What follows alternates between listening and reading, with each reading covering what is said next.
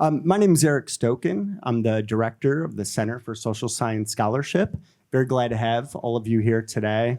We're really excited to be co-hosting the Eckert lecture with the Department of Sociology, Anthropology, and Public Health as part of our Social Science Forum. I'd like to thank our co-sponsors as well, the Public Health Research Center, the School of Public Policy, the School of Social Work, the Department of Emergency and Disaster Health Systems, and the Hilltop Institute.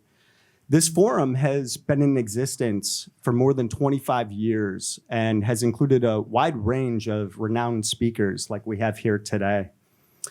Before we formally introduce our panel, I wanted to note that many of you may be interested in our next Social Science Forum lecture event, which will be on April 30th at 4 p.m. here in the library gallery.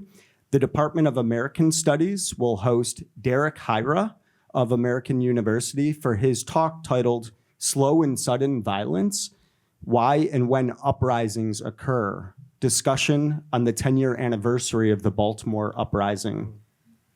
It'll be a panel discussion moderated by UMBC's Dr. Nicole King and Dr. Derek Musgrove. You can find details on these events and more at socialscience.umbc.edu. You can also find us on LinkedIn, Blue Sky, and other social media platforms.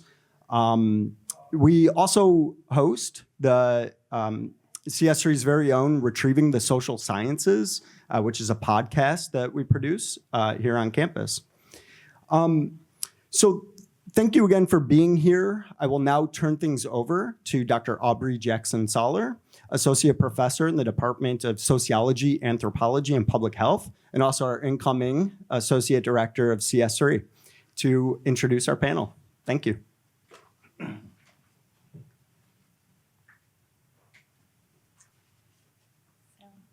Good afternoon. Thank you for being here. And I just want to start by saying it's been my pleasure to organize this event for you with my colleagues and our amazing staff, in particular, Sarah Glorioso, and with the support of our many co-sponsors. Our annual Eckert Lecture is named after Kevin Eckert, Professor Emeritus of Anthropology and Gerontology, who dedicated his career to improving health outcomes through interdisciplinary collaboration and community engagement. This year's Eckert Lecture furthers his commitment by bringing together diverse perspectives to better understand the multifaceted nature of the opioid epidemic, with an emphasis on recovery efforts in Baltimore City and other Maryland communities. So please join me in welcoming our distinguished panelists, Bakari Atiba, the Director of Community Engagement at Charm City Care Connection, an organization whose mission is to, quote, promote health, self-determination, and self-advocacy for individuals and communities, particularly those affected by drug use. This organization is also a recipient of Baltimore's recent opioid litigation settlement funds. Kelly Coble is a program director at Maryland Addiction and Consultation Services, which supports providers in caring for those struggling with substance use disorders. She also is the Associate Director of Operations at the Kahlert Institute for Addiction Medicine, which connects research, treatment, and education to tackle addiction. Brendan Saloner is a Bloomberg Professor of American Health in the Johns Hopkins Bloomberg School of Public Health. He has extensive research related to drug use, particularly among incarcerated populations. He's been a principal investigator on several grants from the National Institute on Drug Abuse, and he co-leads the Bloomberg Overdose Prevention Initiative, which is a $120 million investment in overdose reduction focused in 7 states. Alissa Zhu is a reporter for the Baltimore Banner who, together with her collaborators, earlier this year won the prestigious Local Reporting Polk Award for, quote, doggedly amassing data to establish that Baltimore was enduring the most lethal drug overdose crisis of any major city in American history, with some surprising victims. It is her rigorous reporting that has elucidated and clarified the scope of the opioid problem in Baltimore. And last but not least, this panel will be moderated by our very own Brian Soller, Associate Professor of Sociology, whose work examines how crime, health, and well-being are situated in social and geographic space. So thank you for joining us, and now I turn it over to Brian. All right, thank you. And thank you for coming, and thank you for our panelists for joining us for this discussion. I think that Professor Eckert would really appreciate the topic and also the energy and the effort and the dedication that you all have shown in attacking this problem from different ways. And so one thing that we wanted to discuss as we go along is to really emphasize the importance of how people can contribute to our understanding of the problem and attacking the problem from different angles. We have reporters, we have researchers, we have service providers, and highlighting how people learn from each other, highlighting how people depend upon each other in different ways. We really wanted to emphasize that in this discussion as well. But we'd like to start off with thinking about how your work in Baltimore and beyond has contributed to the understanding and addressing of the problem, both from a research side or from the media as a journalist, but also working with people directly, which some of us don't do, like myself, right? But we all really value the work that you all do. So if you could, please describe your life's work in 2 sentences. I can't let empty space go unfilled, so I'll start talking. I first of all want to say thank you so much for having us. Truly, this has been such a lovely event and just such a great community. I'm a researcher, so I like to tell stories with data. I think in thinking about what has happened here, sometimes we're still kind of trying to catch our breath. Even as someone who worked with data, kind of the work that you did, Alissa, for the Banner and Times was just stunning to me. So, well-deserved honors that you've received for that. But it's really amazing to think about the incredible scope of an overdose crisis that has been underway for more than 20 years, and to really just try to understand layers of that, because to tell the whole story is just very difficult. So, one of the things that I'm incredibly proud of that we've been able to do in partnership, by the way, with researchers here at UMBC, like the Hilltop Institute, is to bring together different kinds of data into a single framework to look at the predictors of overdose risk here in Maryland.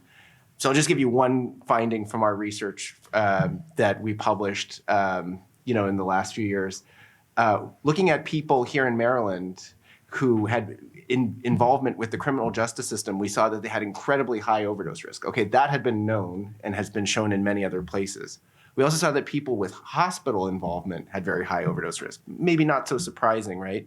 But when we looked at those two systems of service engagement together, we saw exploding risk. So this idea that people who are at risk of overdose are actually touching many different kinds of public systems, I think is an incredibly important idea. And in this overdose crisis, we really have to think about getting past the silos, because just because someone is seen in the hospital doesn't mean they live in the hospital. They live in the community, right? So I think one of the things that we as researchers try to do in collaboration with our community partners is to draw awareness to the ways in which we can reach people who are falling through the cracks.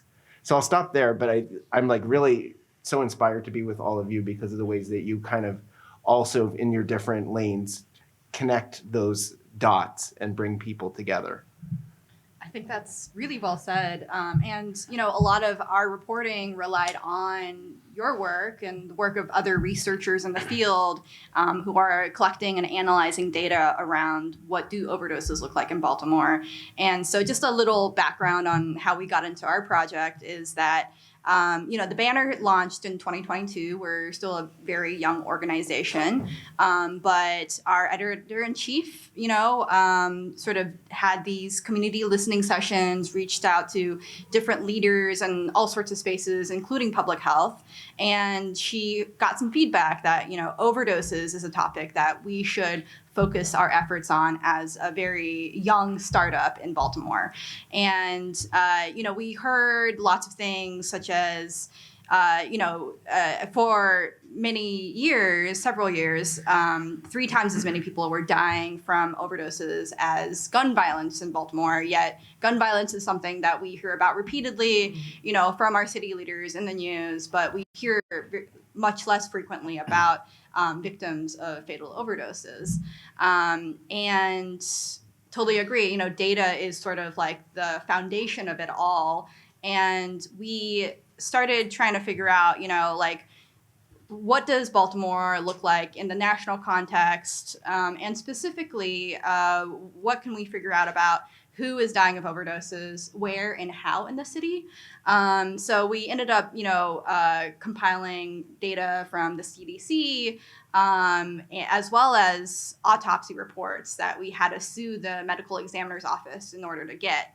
That showed us extremely detailed information about how overdoses were happening in the city. And sort of like one point that we try to really highlight is that even though Baltimore historically has been seen as a place where there is, you know, lots of drug trade and use and overdose deaths, the rate of death really began to spike upwards in recent years. Between 2018 and 2022, Baltimore's fatal overdose rate was more than 2 times as high as the next major cities in the US. Because Baltimore was dealing with a lot of other challenges during that time, such as sort of a lot of turnover in leadership and obviously the COVID-19 pandemic, I think a lot of our top city leaders lost a little bit of focus around the overdose issue and began talking about it less during that same time that overdose rates really spiked. I think, you know, good news on the data front is that it seems like last year overdose rates have fallen, you know, definitely across the country, in Maryland and in Baltimore City. I checked the numbers right before I came here. According to the state's overdose dashboard, statewide deaths are down about 30% between 2024 and the previous year. And in Baltimore City, the drop is a little bit smaller. It's closer to 25%. But I mean, that's still, I think, incredible progress that we should really interrogate and try to understand, you know, how do we keep this going? So I'll try to explain my life's work in 30 seconds or whatever the mission was here. I'll actually just focus on one component of my role, which is a place where I get to take some of the data and the research that you just heard some about and translate that into practice or information for providers that are on the ground working with people who use drugs. So with kind of half of my life's work, I run our state's access program. So in Maryland, we actually have 3 access programs. 2 of them are focused on supporting people who use drugs or have chronic pain management needs. So MACS, or Maryland Addiction Consultation Service, is a program I have the privilege to direct. And our mission is to work with prescribers, so anyone who prescribes medication or has a DEA, and we really focus on supporting them and having access to evidence-based information on how to care for patients who use drugs and want to access treatment or referral support.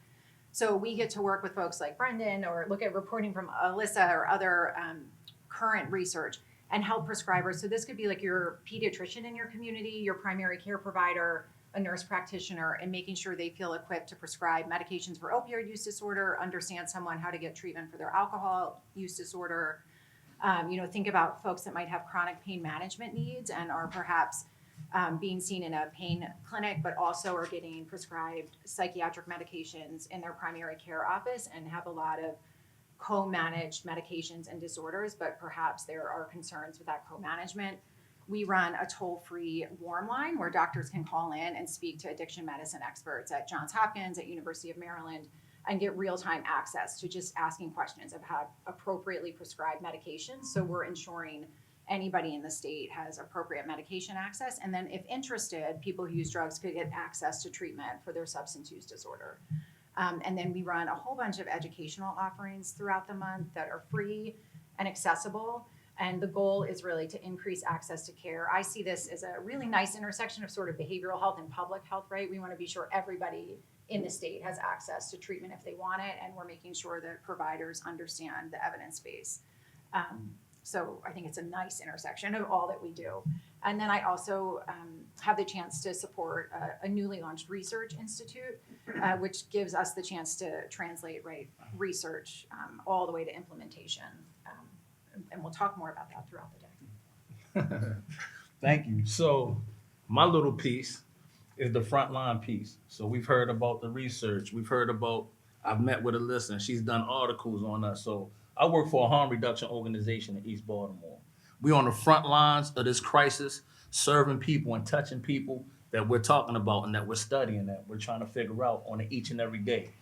We run a drop-in center. I co-lead all the programming at the drop-in center, showers, food, case management services. If you just want to come, I got a team that comes down and does yoga and acupuncture. If they just want to relax after they eat a bowl of cereal or a bowl of oatmeal.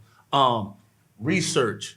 Researchers come in, we keep track of everything that we're doing. I run focus groups so that we can actually hear from the people that we serve. And a lot of times, organizations, groups come in and they see a need and they think they know what the solution is without hearing from the people, right? You might think that people need to get showered 5 times a day. They might say, I only need it twice.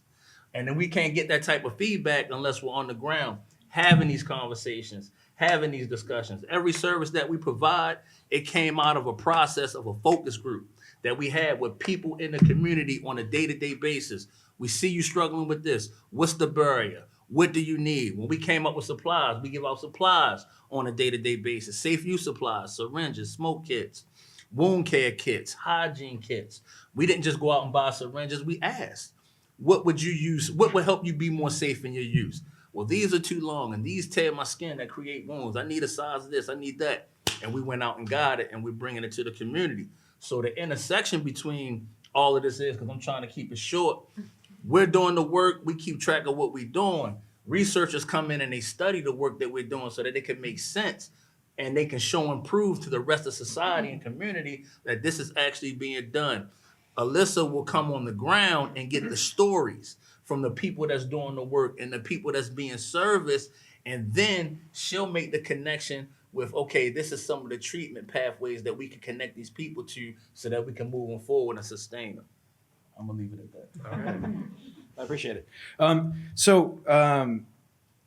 Alissa, mentioned some of this at the beginning, but Baltimore has an extremely high overdose rate. We'll talk about the decline toward the end and on a nice note, but an encouraging note. But I'm wondering if you can all speak to how did Baltimore get into this position in terms of.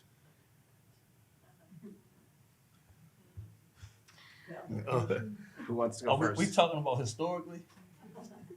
As far as you want to go back.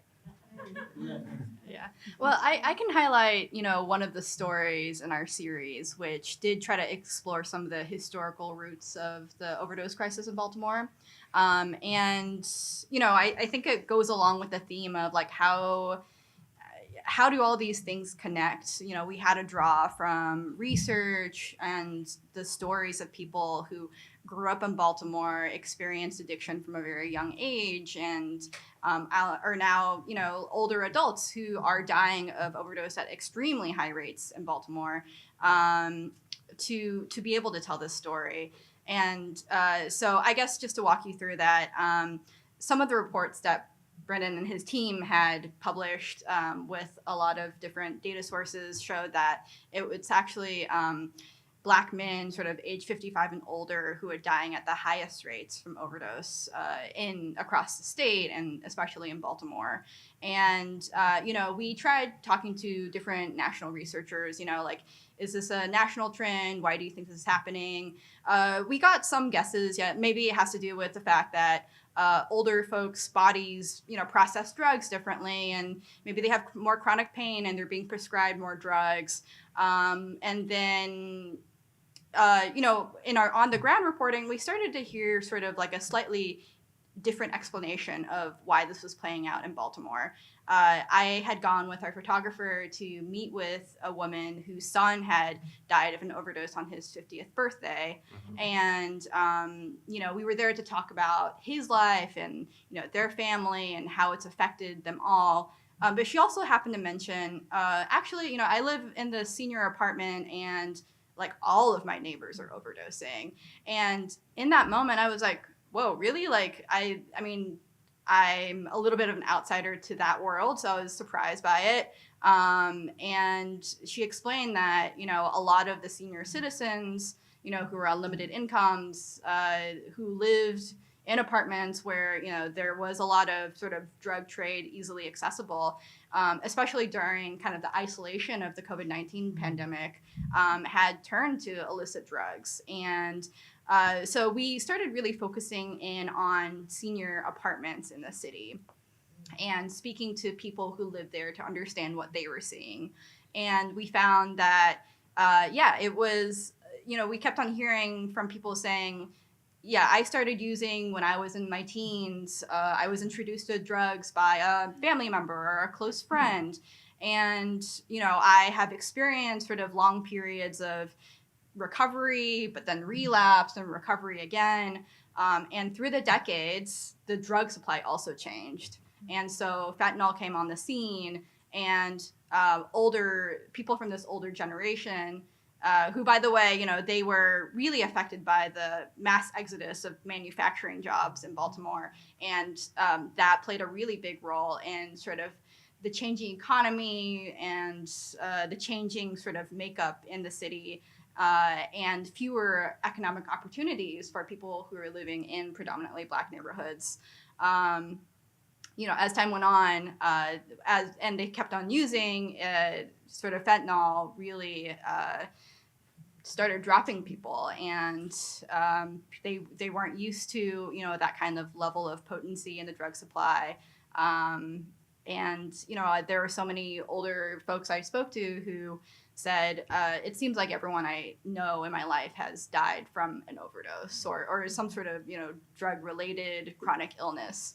And so, we really try to highlight this story in particular because I think when I thought about the national opioid crisis, you think about predominantly white rural counties in like Appalachia as being some of the hardest hit. But the reality is it's folks who in places like Baltimore, in Rust Belt areas, older Black men is where it's hitting the hardest now.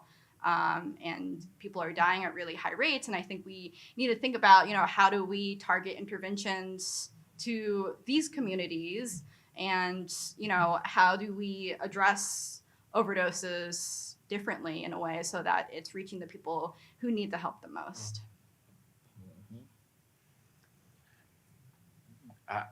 I think that's a really well put point. I mean, I think that maybe to put a slightly wider frame around it, we talk about the opioid crisis as if it's a monolithic thing, right? And actually what it is a bunch of stacked problems that just accumulated over time, and they all coexist, right? So in Baltimore today, there are folks who started using heroin in the 70s, and they're going to methadone, 60s and 70s, right? Baltimore's a port city. It was one of the ports of entry for heroin at a certain point in time. And then you have people who got caught up in the prescription opioid crisis. And many of them ended up turning to the illicit market. And then you've got this whole generation of people who never knew heroin in their life. They only ever knew fentanyl. And I think this is true nationally. And in a way, Baltimore was like a bellwether for what happened in the rest of the country. But I don't think we've totally come to terms with just how extraordinarily potent fentanyl was in the drug supply. We were in an escalating drug overdose crisis going into 2013. Fentanyl hit, and you can just see the curve go like that. And then you see, like you were saying, COVID years, drug supply got a lot worse, a lot more unpredictable, and the curve just shoots up. And then you have people, solitary use, people experiencing a lot of despair, and the drug supply just getting a lot more kind of sketchy, and that's a recipe for a public health disaster. This is happening in the context of a city, by the way, that gets a lot of lumps, a lot of criticism. I think sometimes it's well-deserved, but has done a lot and worked really hard to get people services over the years. So, I hope that in this conversation too, we talk about the good work that happens in Baltimore, because there is a lot of people like yourselves who have spent a lot of time and resources trying to figure out how to connect people to those services. But it's hard because you're in this race against a terrible drug supply. Yeah, absolutely. And I think oftentimes we overlook the fact that in the history of Baltimore City, throughout mayoral candidates, we've been tough on crime, but we've been soft on drugs. And what I mean by that is we focus so much on crime and violence that we forget that there are people dying at high rates that are not even picking up a gun or a knife, right? And then we look at the level of homelessness. I think that played a large role in the increase in overdose deaths in Baltimore City, because now where people were stably housed at one time or more stably housed, where you're using in a household, even if it's in secret, there's somebody in the house that's going to check on you within the next 5 or 10 minutes. Whereas though now you're on the corner of Port and Ashland and a vacant by yourself or around other people who have just used out the same substance that you have used, and there's nobody to rescue you. There's nobody to say, hold up, this is too much, or are you okay, or are you breathing? So like you say, like the isolation, with the level of vacancies in the Baltimore City, I think it increased the isolation as well. Also the stigma, right? Drug use is very stigmatized. And at some point in time, I believe everybody has used some type of substance, whether it's alcohol, marijuana, whatever, in their lifetime, but we still have this stigma around drug use, like a person can't use and be functional. A person can't use and work a regular job. I have an uncle that used for 40 years, ran his own business the whole time. You never even know he would use if you ain't hear them backdoor conversations when you weren't supposed to be listening, right? So I think there's a stigma. I think stigma plays a role because when you stigmatize something, when you demonize something, when you criminalize something, now people hide their indulgence in it. And it's hard to help people when they're doing it in secret. I think we've moved a bit from the original question, but the comments make me think about, both the just quickly changing supply and how hard it is to stay ahead of that, but also thinking beyond just the Baltimore City context that I think we have to remember, keeping an eye on what's happening outside of just Baltimore City, but in the county and our surrounding counties, because those drug trends come into the city, and that, if we're worried about xylazine or fentanyl, and it might not be what's happening right today in the city, although those things are happening today in the city, that will determine the trends or the impact on our communities and the individuals who are using drugs. We've talked about that earlier today. But as we look at what to predict, or I think we haven't been good at that always, and anticipating how to support individuals who are using drugs. And that's something I think, looking historically and kind of predicting how to plan for the future, is something we're working to get better at on the ground. But looking historically, what we can learn is something certainly to get better at. I was wondering if you could speak to, as people, enter the road to recovery, or if as you try to reduce harm, what have you found really works in terms of improving people's lives? Are we talking about, when you ask that question, are we talking about service-wise? Are we talking about, like, when you say what really works, what we talking about? What most helps I people? think your New York example is such a good What most helps people? Mhm. Non-judgment, love, transparency, and consistency, right? And if you can wrap that value system into a service delivery, that's what works. When people know they can show up every day and not be judged, when people know they can show up and be their real selves and be transparent, when people show up and they know that they can trust that you're going to provide whatever they need at that time and then do it again tomorrow and again the next day. We were having a conversation about treatment. I have clients that have been into recovery programs 8 different times. It might take a 9th time. And we got to be prepared to say, you know what, it didn't work the first 8 times. Come on, let's do it again. We're going to do this whole process again, and we're going to support you in that. So when we talk about what's working on the ground, one, it has to be low barrier. One of the reasons that a lot of people don't access traditional services is because there's so many barriers. Even we just talked about a birth certificate. A lot of people don't have $75 to get a birth certificate. Then they don't have the money to get the transportation to get to the birth certificate, right? So we got to build partnerships where we can reduce these barriers. You come to us, you can get your birth certificate, we'll put you in a lift, we'll get your bus token. Like, we got to reduce barriers because people want the services, but sometimes the obstacles to be able to get access to the services, they're too much. On top of you don't have housing, on top of the fact you haven't eaten, on top of the fact you haven't took a shower in a week, right? So I think that low barrier services on a consistent level, in a non-judgmental, transparent way, I think that goes a long way. Whatever you're doing, if you could wrap it around that system right there, it'll work. And I think we need to really work towards a workforce that is on board with that and trained to be trauma informed and not stigmatizing. The number of healthcare professionals, and I'm a social workers that use stigmatizing language, that call people addicts, that turn people away, so the second people walk in the door, they're turned off. So, part of our service works with perinatal patients, pregnant patients. If a pregnant patient comes in and they're already stigmatized or treated in a way that they feel uncomfortable, or they're judged for seeking treatment for their substance use disorder, they're not going to come back. So now you have a situation where you have a pregnant person who wants treatment, but they are, going to go back out and use because they don't feel comfortable talking to their OB or their substance abuse counselor or their social worker, whoever it is. That's a concerning situation. Now we're not creating an environment where someone feels safe, but I can think of psychiatrists, physicians, social workers who treat people who are using drugs as less than or judging them. And that is very widespread. You would not expect that, but our healthcare system is not set up in such a way to be either trauma informed or supportive of people who use drugs. And that is something I think I 100% agree we have to change, that no matter how many times someone comes into an office looking for whatever type of behavioral health or substance use treatment, they have to be welcomed in over and over again until they're ready for whatever kind of treatment they're seeking. It's a huge barrier, and it's very pervasive in the medical community. I 100% agree. I'll give the least interesting answer to this question, which is just that there's a bunch of tools out there that work. Yeah. Buprenorphine works, methadone works. They cut overdose risk by more than half. Naloxone is really important to provide widely without barriers in the community. Sterile syringes work. They cut down on infectious diseases. They create an opportunity to engage people in their health and their wellness. Overdose prevention sites work. We were talking about them earlier. New York City, Rhode Island, hopefully, God willing, one day right here in Maryland.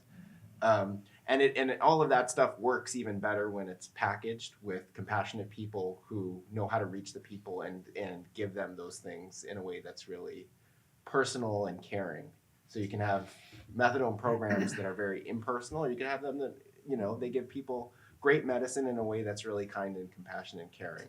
So I think it's actually the one piece of good news in the opioid crisis, that we have a lot of tools.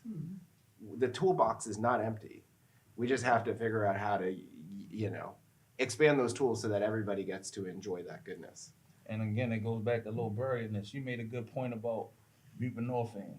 We have a partnership with Healthcare on the Spot where they're able to prescribe buprenorphine on the spot. So a person can get their medication in 2 hours rather than you come back tomorrow and we'll have it.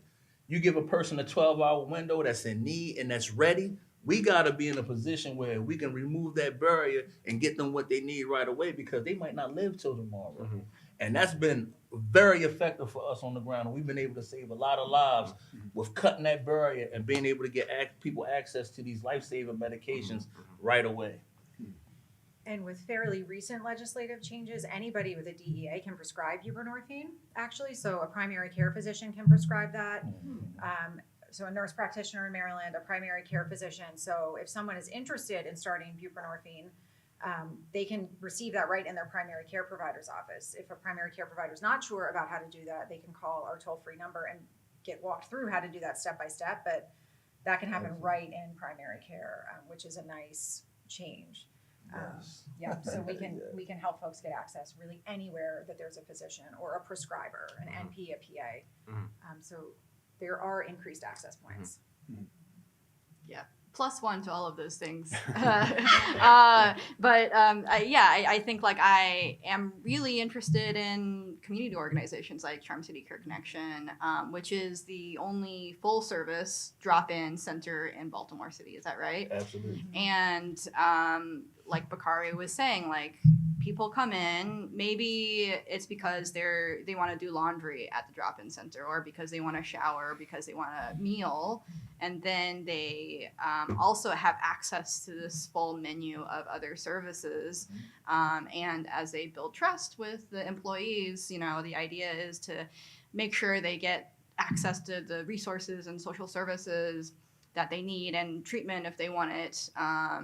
I got a chance to visit Charm City like 2 weeks ago now. 2 weeks ago. And the health department put a vending machine in.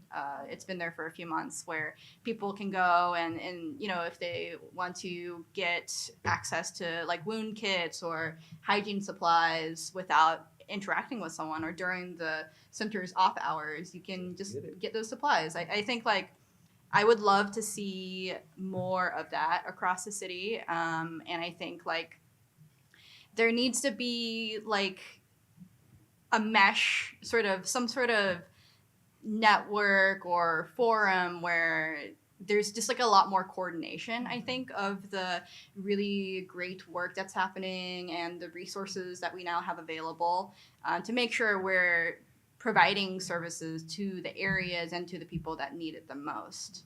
Mm-hmm. I agree.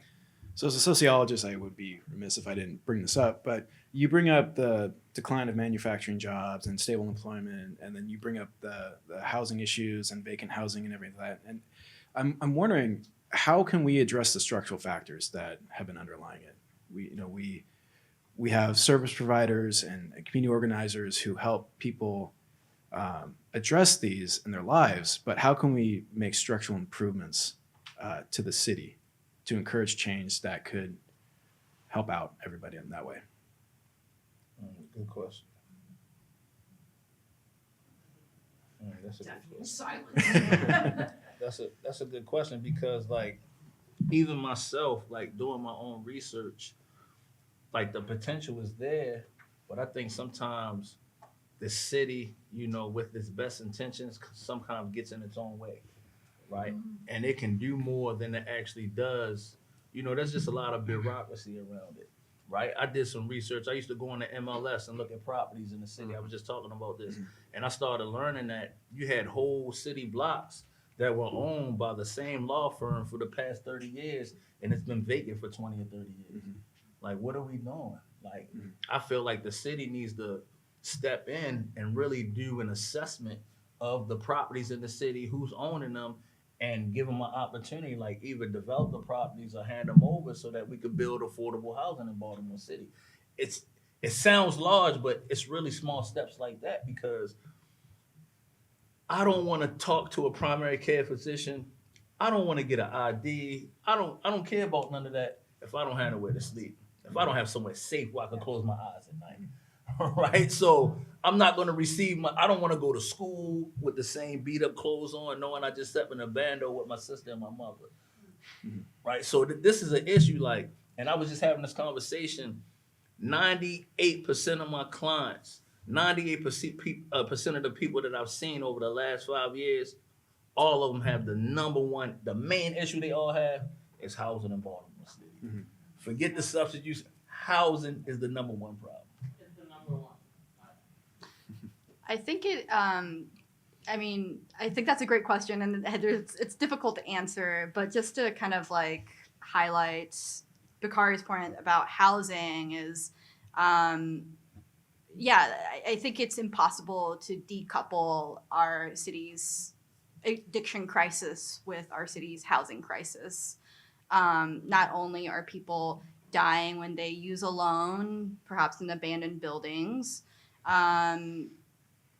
we have a lot of folks who are spending time in treatment programs that are using pretty unscrupulous and sometimes exploitative practices, because people need a place to stay, and so they will put up with whatever conditions they're given, and they won't make a fuss about it because they don't want to be on the streets or back in abandoned buildings again. And I think that is an issue that the state and the city need to work together on addressing. But I mean, it's challenging. So one of our other stories that we published recently was looking at some of the state challenges in basically overseeing these publicly funded treatment programs. And what we found, and we looked at it through the lens of an example, a provider called PHA Healthcare that ran, 15 plus properties across West Baltimore. And they had hundreds of patients coming in a year, the vast majority of whom were simply looking for a place to stay. And then they would kind of, enroll them in their program and get, millions of dollars from state Medicaid to treat them. And, what we heard from patients inside that program is that they had to put up with really troubling housing conditions. And the treatment was, at best not helpful, and at worst, sort of the environment they were in were sending them back into relapse, and they were overdosing, and we found 13 deaths linked to this program, including a baby, unfortunately. So but I don't know how you solve the housing problem, because on one hand, it's like if you start better enforcing housing codes and you stop programs from warehousing people, it's like, well, you need places for them to go. And if you do sort of have better options for affordable housing in the city, then like people won't be so desperate that they would, put their lives on the line by enrolling in these programs that maybe don't have their best intentions in mind. It really is kind of like the structural problem is everything is too siloed, like all these different agencies across different levels of government. I know there are places for people to kind of try to breach those silos, but I'm not convinced that those are effective quite yet. Mm-hmm.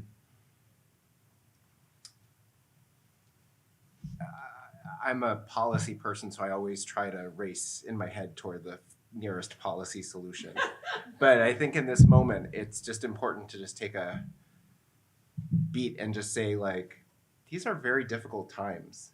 Baltimore's been living through difficult times for a long time, but none of us are immune from the difficulty of the world. I think that when you feel adrift societally, when you're on the cusp of an ecological disaster, when the nature of work and employment has become very alienating, it's hard to find meaning in your life, and drugs are a way to help yourself in times of difficulty. So I think the grief that a lot of us sit with, and people have a lot of trauma and difficulty in their life, is what kind of lives beneath the surface. That's not a solution that any kind of policymaker can. I totally agree and endorse all of these issues, but also just the world is a very frustrating and difficult place, and increasingly so. And I think like these problems are all of our problems now. So we're all going to have some kind of thing. People have addiction in their lives to many things now, to gambling, to their smartphone, it's just, we're all searching for ways to be on solid earth, and it's hard in that way. I'm not being articulate, but I think it's just like to talk about the structural thing is to actually come to grips with the fact that we have a spiritual and an economic and a social crisis and an ecological crisis, and I don't have solutions for those things. Those are just things we are all living through. When we were meeting, you said you were an optimist. I lied. So, Alissa also brought up the sharp decline in Baltimore, which does provide some hope. So I'd like to also discuss why should we be optimistic about this, and what do you see as far as given the current state of affairs, why should we be optimistic about it, and what should motivate us to make the changes and help out? I'll let the researchers talk about the decline and maybe explain it if they have answers, but I think Bakari and I maybe we're the optimists on the panel, but I'll say on the ground, I think we have seen a lot of innovative strategies being developed. There are a lot of people, the four of us included, that are very passionate about the work, that are really working towards outside the box, innovative solutions, and working to bring folks together, coming out of the silos. That's been a theme of what we talked about today. How do we bring people together, take what we know are novel strategies and solutions and bringing them together? So within our team at university, I'm housed at the School of Medicine and the Department of Psychiatry. We just in the last couple weeks, like yesterday, one of our faculty members is talking about doing some trials using GLP-1, so like Ozempic and things like that, to test and trial how that will reduce cravings for cocaine or other drugs, right? So like that's an exciting development, right? There are lots of things like that coming. That would be wonderful to know that there are drugs in the pipeline or existing drugs that could be used to treat substance use disorders. We have lots of novel approaches that we would love to take to scale. Brendan talked about some of this work too, his work in the jails, but we're doing work in a number of detention centers around the state, and colleagues are in Baltimore City Detention Center. The state is, I think, making slow progress but progress on rolling out access to medications for opioid use disorder in detention centers and jails. We know that when folks leave detention, they are at extremely high risk of overdose. So having access to medications for opioid use disorder as well as counseling while they're in detention is excellent progress. And we're seeing that happen. And we're seeing some projects around reentry in Baltimore City that is starting to roll out. So that is like really promising. And we're seeing folks come together and talk about how to collaborate and make those things happen. And we're seeing energy around things like mobile units. You mentioned the SPOT van. There's the Star Trek adolescent van in Baltimore City. So I think we are seeing interest in innovation using telehealth and advocacy, if anyone's an advocacy person, and continuing the flexibilities we have for telehealth for controlled substances. So even though things I think feel heavy at times, and they do, I think we all are worried about the state of our world. There are a lot of people really thinking creatively, thinking outside the box, thinking about how do we bring this work together. Even, the work most of my team does, which feels kind of removed. We're working with providers to, access, kind of help them support their patients. We are reaching lots of folks, right? We have 5,000 providers around the state that use our service and are engaged. That's a lot of providers working with individuals. So I do think there's reason kind of for optimism. I I think know you're an optimist. Yeah, there's a lot of, well, for me, the fact that we even here having a discussion is hope. Yeah. Right? If we're not talking about it, that's an issue. Right. Then we need to be worried. Then we need to sweat, right? But we're having this conversation. Even before the opioid restitution funds came out, we were already at the table with the city, right? Baltimore City, J.D. Merrill, the mayor's office, Ali Smith, and like people were at the table. We were coming together with other orgs, with city agencies, just trying to figure out. That's how the partnership with the SPOT and the health department came about. Like, how do we collaborate with whatever resources we have now? What can you do? What can I do? What can we do? How do we collaborate? So the city has been at the table trying to figure out these partnerships and these collaborations, really assessing like, okay, we have a drop-in center. They're mastering outreach. How do we link together? How do we get the people you see on outreach into the drop-in center? And how do we let the people that aren't able to make it know that you're out there on outreach? Like, just that citywide, we need to increase citywide collaborations. Historically, the restitution fund, the settlement is historic. No other city in history has ever received this amount of money from a pharmaceutical company, if they've ever received any money from a pharmaceutical company. So I think that we are in a good position for Baltimore City to become a model for other cities to emulate on how to address this crisis, but also address the wraparound issues that come with this crisis. And I think we're in that position. So, we got to continue to collaborate.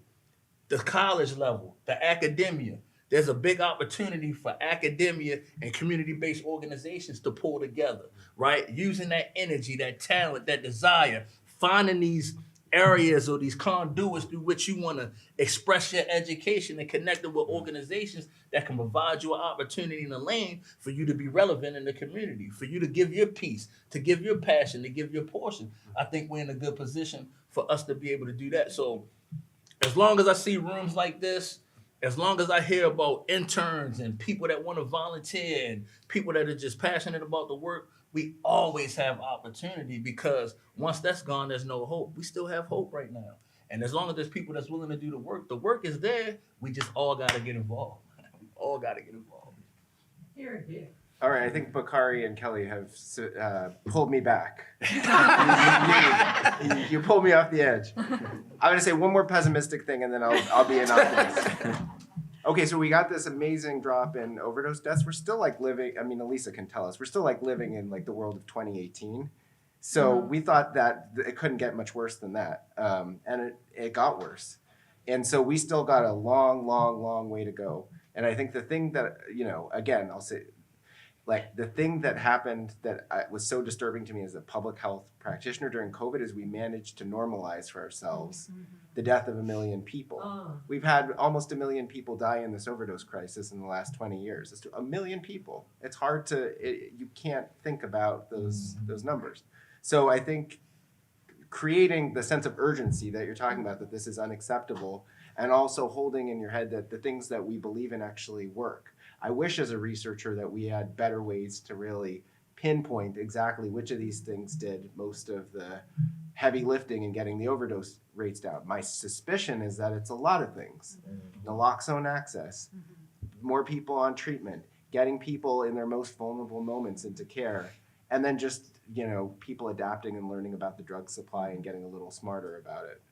But that's a challenge. But what's happening in Maryland is happening in the rest of the country. This state could be an example, and with the restitution funds, there's a once in a lifetime chance to kind of make good on that promise. So, thank you for your hope.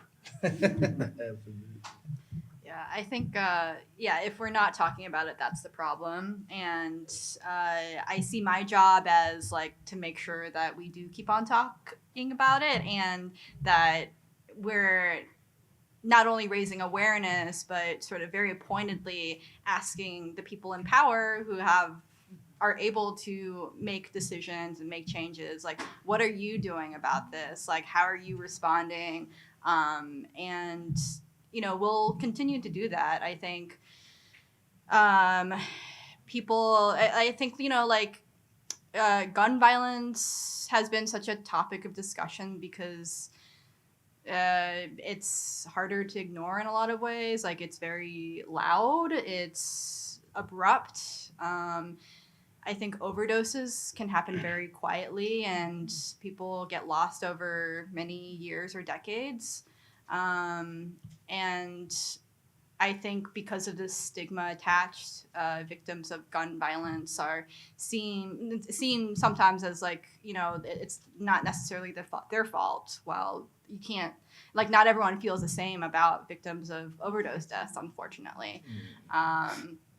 So I think that, leaders respond to public pressure, and it's just all of our roles to continue the public pressure. I think it's really great that we saw a drop, but the risk is maybe they can be like, oh, look, we're good now. Brendan made the point that the numbers today are still around the same as when it was in 2018, well into when fentanyl came in and started really spiking overdose rates. So, you bring up the restitution fund and the opportunity that it provides for the city, but we're also facing a situation where fundings from the government, the federal government, state budgets are drying up. I'm wondering, what can we do as journalists, citizens, representatives of UMBC? What can we do to keep this momentum going? Get involved. Right? Get involved. I think there needs to be more discussion, especially on college campuses, right? Because the way I look at a college campus is this is like an incubator of what the future looks like. Each and every one of you that graduate, you're taking the idea and the energy out into the community, and it's going to live out in some way, shape, form, or fashion. And I think that some of you talk about structural changes, or, we talk about institutional changes. Some of our institutions are so old and so boys and girls club that there's not a lot of change that can come from within that until we get some new energy in there. And I look at UMBC, other schools around the state and the city, Like these are incubators for new energy. Whatever ideas are produced here, they can carry into these agencies, into these institutions, and affect change from within, while you still have the groups that you recognize are important on the ground doing the work, and we make that connection and we work together, right? So I just feel like college campus is like a great opportunity for people to really like, what is your vision? Like ask yourself, what type of neighborhood do you want to live in? Right? And then ask yourself, look at some of the issues going on in Baltimore City and say, if this is the type of neighborhood I want to live in, but I actually live here, what steps would I take to make this look like that? Right? And that's your work right there. And then you go out and do it. So I think we just got to really get involved. I love that. I've been involved in advocacy at all levels. I actually think, despite the very divisive rhetoric in our federal national politics, behind the scenes, there's still ways that people are agreeing. And I'm hoping that a big piece of legislation called the Support Act actually will make it through Congress. So that kind of stuff is happening. If you have a voice and a perspective on it, be heard. But the other thing I think is you can have an influence right here in your own backyard. And I mean, not only in Maryland politics, where the state legislature passed on some really important issues this year, including the overdose prevention center, so that we got to get that one over the hump. But right here in the county, some of the most restrictive policies against services and programs exist because of local ordinances.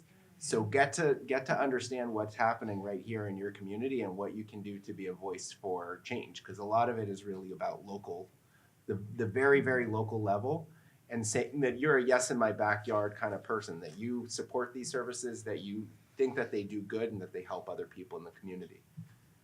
Mm-hmm. Sorry, I do have to put in a plug. You can support the Baltimore Banner by reading our stories. We have partnerships with a lot of universities in the area where you can, read the Banner for free. I know college students are on limited incomes. I was a college student once before too, and I totally understand that. But just the act of reading the articles is helpful to us. We do need our community support. But I think on a more serious note, as a journalist, I think a lot about the importance of choosing our words carefully. And, stigma has been, we've talked about how stigma shapes our entire worldview when it comes to our addiction crisis. And so, when I write about these issues, we are very intentional about how we elevate the stories that people are sharing with us about their own addiction or about loved ones that they've lost. And, we don't use terms like addict, and we try to, think about everything that shapes someone. They have more of an identity than sort of their addiction. So for example, when we photograph people, we have totally avoided sort of the typical kind of needle in the arm imagery or just things like that. We want to, showcase people as full people with lives and loved ones. And I think that goes for sort of how we talk about this issue every day, with our friends and loved ones too, just be conscious whenever you're sort of discussing these issues with your family or friends, Baltimore County, people are our neighbors and they deserve to be treated as such. Mm-hmm. Yeah, I'll echo all of that. Brendan's point's very well taken to think how you might engage locally, even very hyper locally. Mm-hmm. We've at Max supported even things like regulations in shopping centers that might, obstruct a provider from providing care, rules around loitering. So I think even very hyper locally, you could be a voice if that's something you're inclined to do. I think it's a very important point. That's a good point. That you might not think about that. Yeah. Yeah, I think we'd like to open up for questions from the audience. Yeah, the back. Oh, no, over here. I'm sorry. We'll get to you. Hi, my name is Sneeka, and I'm a Ph.D. candidate in the School of Public Policy. And Bakari, it's an honor to meet you. Thank you. I've worked in the nonprofit seat in Baltimore, and I've heard great things about Charm City Connection, so it's really nice to meet you in person. Thank you. And thank you for all of your dedicated work with the Charm City Connection. You guys kind of touched on this earlier about NIMBY and YIMBY.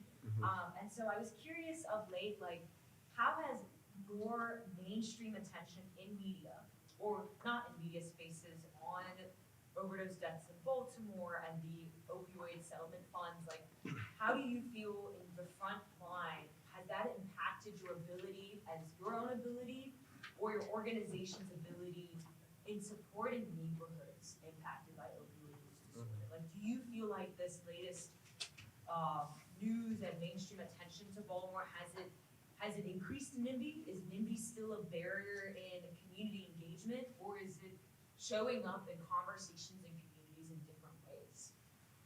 That's a good question. And I'm gonna give you I'm gonna be transparent, Yeah. right? Because I've had some issues because now with the highlight, first off, I'm born and raised in Baltimore City. My family has been implanted in Baltimore City since the 1800s in Baltimore and in Maryland, right? I have relatives and ancestors that have been very active in different levels of government in Baltimore City. I have ancestors that have been active in different levels of the street culture in Baltimore City.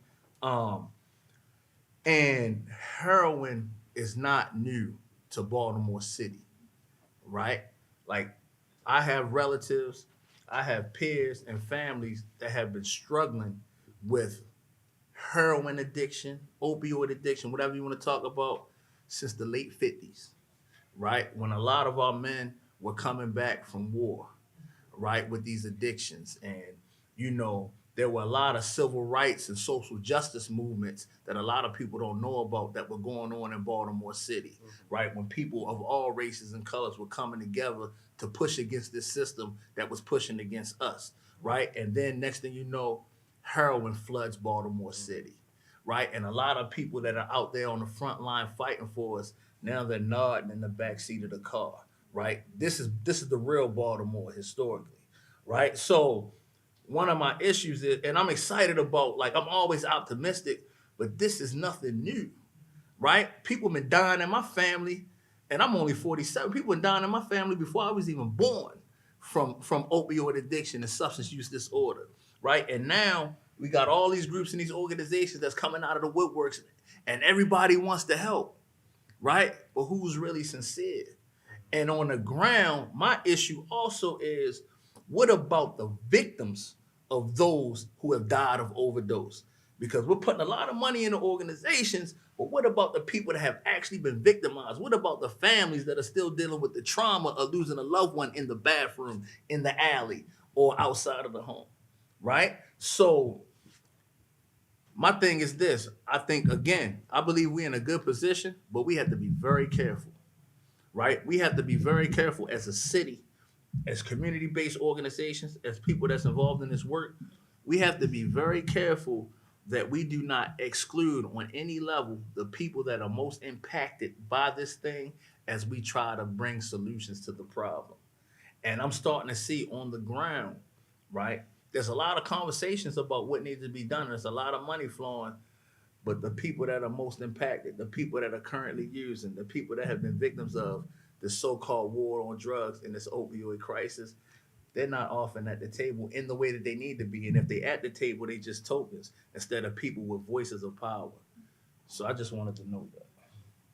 I hope that answered your question. It gave me so much perspective, and so thank you for coming.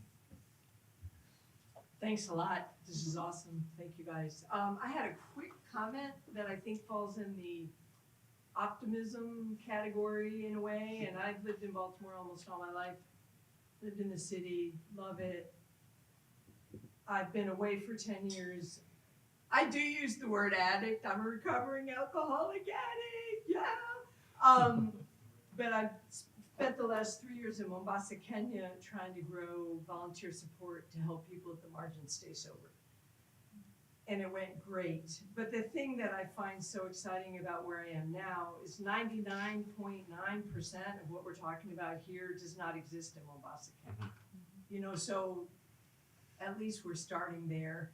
And then I just had like a little sort of, I think it's like a terminology question. Early on, we were talking about challenges in the drug supply. I didn't know if that meant heroin was harder to get and people were doing fentanyl because it was easier to access and cheaper, or if addicts, or excuse me, people with substance use disorder were just trying to find something and it wasn't predictable, so that was catalyzing overdose. I would just love a little definition, if that's the right question. Yeah, I totally understand the question, and your experience in Mombasa sounds fascinating. I mean, what I was specifically referring to is the fact that people who are looking for a certain kind of drug that they might have encountered in the past, they, especially during COVID, and Bakari, you could probably talk to this in even more detail, the purity and the sort of the adulterants in those drugs were changing a lot. People were putting in a lot of fillers, a lot of things to sort of stretch out the supply, because the routes of supply, you know, we had, what do we call them? Supply chain problems for everything. Well, it was also for drugs, right? So we've had supply chain problems in the drug economy. And so that I think in a way kind of made a bad drug supply worse, because then it was very hard to predict what the potency of any batch would be. Xylazine came into the drug supply. We've been talking about metamidine, nitazine, now kind of these issues around adulterated stimulants. So it's just a kind of a really hard thing for people who want to kind of be measured in their drug use to kind of like predict what's this batch going to be like. Got it. Thank you. Yeah, Henry. I was wondering for the panel that as you guys go through this process and recovery, is there any misinformation that gets thrown around that you guys have to like address? And how do you guys address it? What are some common like misinformation stuff that you Well, I can speak, at least with the work we do with providers, we do often combat misinformation. Like a common example that we hear is, when we're educating prescribers about understanding medications for opioid use disorder or treatment, a common piece of misinformation we hear is you're just providing one drug for another. Or, you know, so there are lots of pieces of misinformation even in the provider community that we combat. I think that goes along with the idea about stigma. So certainly, and I think others could speak to research or drug supply or you know, what you see in the field, but there's lots of misinformation that floats around. For sure. That's probably our most common, our number one. I think another one I will add, you may hear this, is sort of that there's only kind of one way to recover. We hear that, get that comment a lot, that that medications for opioid use disorder, or MOUD, is sort of not the right way, that go to an AA meeting, or you should just sort of go kind of cold turkey. We hear that a lot, that that's a wrong way, or that's not really being in recovery if you're on a medication. We hear that a lot too. Yeah, and we know it works. It That's does. It the works. issue with it. There's evidence-based, but certainly some people choose to abstain from drinking alcohol, from using a substance, and they choose another path to recovery. Or there's lots of spiritual kind of recovery communities, and people recover in lots of ways that work for them. There's not just one way, but we hear that a lot, that that's like not really recovery because you're using a medication. Yeah, and I just want to say, whatever way a person, like everybody's, like even when we put people into treatment or we assist people when they say they want to go into treatment, like what works for Alissa might not work for Bakari. So it's about really taking the time to sit down with a person, hear their history, hear their experience, find out what is it they're looking for, find out what have they struggled with in the past, and then we find a pathway that's most suitable to that, right? And even when you look at SAMHSA, the CDC, they produce information and guidelines on different pathways to recovery. Abstinence is never one of them. It's like 12 or 13 pathways. Abstinence is not one, right? So that's another misconception that we have, you know, about recovery. My issue is, and I'm not a numbers guy, right? I'm in the field every day, or behind a computer, but I'm not a numbers guy. But when I see reports that are saying like the overdose rates have decreased drastically, right? It's just sometimes it's hard for me to like wrap my head around that when I go to work tomorrow and I get my outreach van and I pull up on Montford and Biddle and one of my long-term clients is dead in the rocking chair or in the folding chair in front of the house to the point you can smell them. Like, so it's like they telling me numbers are coming down, but every day I'm in the field and I'm dealing with this stuff and I'm seeing this stuff. And it's like, it doesn't really seem like the numbers are coming down because me and my team, we encountering this firsthand, like every day with people that we have relationship and trust with. So just me personally, like that's one of the things I'll be wondering, like, is it real? And we just not in touch or we can't see it because we in the middle of it every day, or is somebody playing with the numbers to make it look like something's actually happening that's not? And we know like that can happen, right? Or like, is it different groups of people that overdoses are affecting differently now or Right. something? Like, I think like that will be important to look at as we get like all the preliminary numbers verified from this drop. I think the biggest misconception that I try to combat as a journalist is just the idea that people who use drugs are like not worth caring about, or that there is like nothing to be done about this. I think like that is kind of like an overarching theme through all of our stories. Thank you guys. Sure. Yes. I know you guys mentioned having focus groups, but are there any other ways that we can make it safer for people with living experience to make their voice heard? I'm a person with lived experience, so I know my voice will be heard, and I'm pretty safe. But for somebody who is actively using, you know, it's hard to be on a committee or a commission when your name is going to be, you know, put down somewhere. So what can we do to help them? Yeah, so like at Charm City, so we do focus groups all the time. Like even people that get our services, we get first initial, last initial, zip code, and gender. Just so for reporting purposes. If a person want to give us their real information, we not sure. But to respect their privacy, you know what I'm saying, and their dignity and their honor. But we don't get that type of information. And these groups, they're isolated groups where we give people an opportunity to express themselves, to be included. Sometimes we throw events, these same people that participate in these groups, if they want to be involved more, we let them volunteer, right? We we include them in different things, different projects. Like we're gonna be partnering with Hopkins and Susan's team soon, and we're gonna have people in the clients and people in the community that's actually gonna be helping with the surveys and the research, like on an anonymous level. Like they share what they want to share, but there's opportunities. We also have a community advisory council that we're relaunching in June. That's strictly for people that are living experience, right? And it's simple. We make it easy, low barrier, just a space where they can come in and they can really be involved in the day-to-day of the organization and involved in the decisions that's being made in the community that's affecting them. So there's definitely space, like on our level, there's space for that. And everything we do is based upon that. I'll just offer you the researcher's perspective on your really good question. So, I mean, I think researchers have an obligation ethically to not put people forward for things in which there is a real potential for there to be backlash or harm against that person. And I think you're totally right that even if a person with living experience is accepted and supported in a certain group, like, you know, among us, that person would be respected and they would be honored in their experiences. You can't just put them forward in some kind of public setting and just say good luck.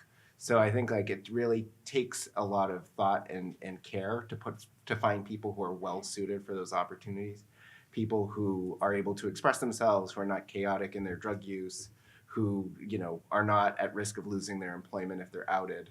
And there are some great advocates like that out there, but it is sort of like the last frontier. Like it's very celebrated to be a person in recovery, well, in some communities, but to be kind of still active in your drug use is like for many people like just a bridge too far. And I just wanted to add real quick too, I also oversee a program called the Harm Reduction Specialist 1 program.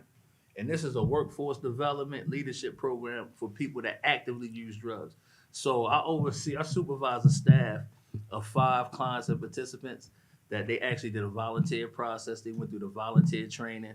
And now they're working as temporary employees up to 20 hours a week, and we're paying them for their hours, right? So there's space for that. If one of my temporary employees come to me, one of my people come to me and be like, look, I ain't right. I'll be like, all right, well, go ahead, take an hour, do what you need to do, and come back. As long as you are not incapacitated to the point it becomes a safety issue for you or yourself, you can work. As long as you can work, you can work. You know, if you need to step off and do whatever you need to do, it's a little different than a regular full-time employee because this program is created specifically to give people opportunity and stability that are actively using drugs. And we have that at Charm City. I think I saw it. Over here. Yeah, sure. So I appreciate your commentary. Who is the speaker? I'm bad at this. Who is the speaker? Bakari? Bakari? Bakari, yeah. How you're helping drug users like actively use drugs on a work basis. But I have a question because this has been all about organizations and whatnot. What can we do as lay people to help drug users? And I'm gonna provide a bit of commentary here. My dad, he worked in finances. He would not give them money, but he would give them whatever food he had in his car. If he had none, he'd just be like, have a good day. And it was the same woman every time. Okay. Give her food, say have a good day, whatever. But never money. Right. And we could use that if that's your question. Like we take donations, people donate clothes, shoes, because we have a clothing closet. If you want to donate food, we take any donations. You can either go on our website or you can just pull up. Like you can pull up on us, you know, an outreach or drop it. It's very easy. And you can donate. If as an individual, you don't want to give money, you might not have clothes. If you just want to help out, you can reach out to me. We can figure out what volunteering might look like. But it's very simple. It's not even about money. People appreciate a clean pair of socks. People appreciate a good pair of secondhand jeans and a t-shirt, right?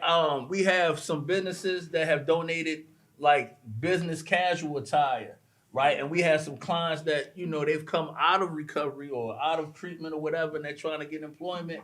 And we've been able to give them a nice outfit to wear on an interview. And, you know, we got job building and resume classes and workshops so they can learn how to represent themselves and like learn how to tell your story. Your lived experience or your living experience is a credential, and a lot of us don't even know it. It's all about how you present it and how you package it, right? And how you make it relevant to whatever it is that you're applying for. So we welcome all that. If you, your family, or somebody you don't want to donate, please, we take all donations. I appreciate that. Thank you. Thank you. Hi, I'm a sociology major, and I'm also a research program assistant at the Johns Hopkins School of Nursing. So hearing all these different perspectives from the research and community and journalism sides have been really important. So thank you again for this. From a policy perspective, what public policies do you think are most attainable at the moment and worth pushing public officials on? I'll just say, I think it's a hard time to use the words harm reduction. That seems to have been banished from the vocabulary in federal policy. It's out of the national drug control policy strategy. But somehow, fentanyl test strips in naloxone are still in there. So go figure. So I think it's like really talking very tactically about specific tools that do have political support. The medications to treat opioid use disorder still have some level of support here in the state, but also in national politics. And then some of these very kind of specific interventions. But I think understanding the language that you're using and who your audience is and being able to communicate about it, sometimes not in a hearts and minds way, but in a kind of dollars and cents and like this is gonna have a positive financial impact can be a very important tool for advocacy. So knowing, sometimes it's not even about changing the policy as much as figuring out how to package it in the way that your audience cares about. And I would just like to add decrim paraphernalia. I gotta promote this. You want to decrim paraphernalia and legislate and sanction overdose prevention sites in state of Maryland. Maryland. That's the Yeah. fight. That's worth fighting for. I totally agree with Bakari and also Brendan that I think looking at what's happening nationally, while I am a cautious optimist, I think right now we have to be just so really thoughtful and strategic about how we frame prevention and intervention, think about the language we use, but still move the needle forward. I think this is a moment for strategic optimism. Maybe that's what I'll Strategic say. optimism. Strategic optimism. But I think there's room. I think this is generally a bipartisan, historically has been a bipartisan issue, and there is language in the federal messaging that's been put out around prevention and intervention. So I think that's what you should hold in mind around policy right now. Maybe we should have turned off the camera before we had that last discussion. Just edit that out. I think we were okay. Yeah, you. Hi, so I used to work on a campaign in Baltimore called the Public Safety Compact. I don't know, maybe I'm old. And I did it when I was like in my 20s or something. We would get people from jails, out of jail, who'd primarily been in jail like smoking weed or something. And then we would form groups with them, and we would let them become the leaders driving the change. So talking about putting people with experiences, not just putting them in focus groups, which makes me feel really weird, honestly, when you say that, but putting them in leadership positions.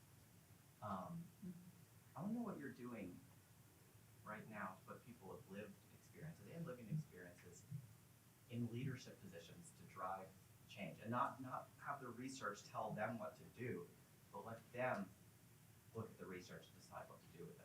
Yeah, so when I talk about focus groups, also you gotta understand like our population, a lot of people are still using, they're unstably housed, they're not supported in a lot of ways. And you can't just throw a person into a position that they haven't had much experience or groundwork with. So the HR1 program, the HRS1 program that I was telling you about, that's actually a program where, we get people into these groups so that we can have discussions, so that they can learn about the organization, so that we can get informed by their ideas. And then that may spark an interest that they want to do some of the work.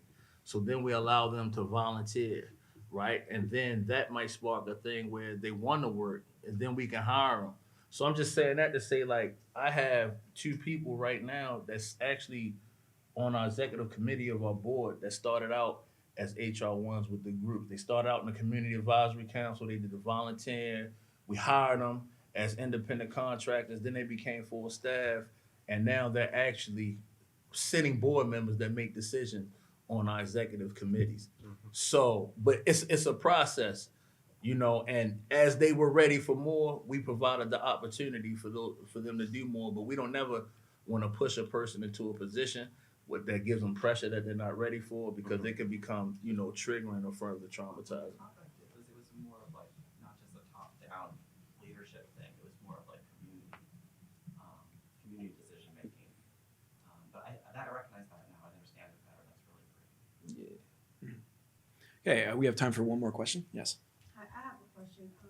As a social work student and a substance abuse counselor, my question is, on the front line, how can we help, and what can we do to aid in the prevention of the chronic overdose in Baltimore City?